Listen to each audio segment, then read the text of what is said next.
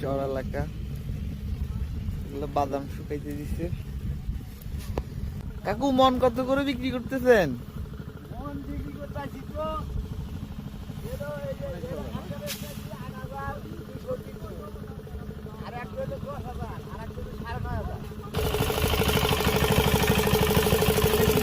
বাদাম পরিষ্কার করার বেশি।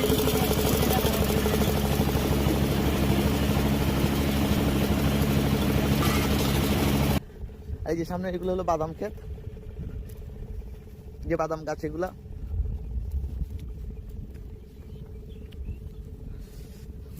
একটা বাদাম গাছ তুলে আপনাদের দেখাচ্ছি আসলে বাদাম গাছ কিরকম হয়।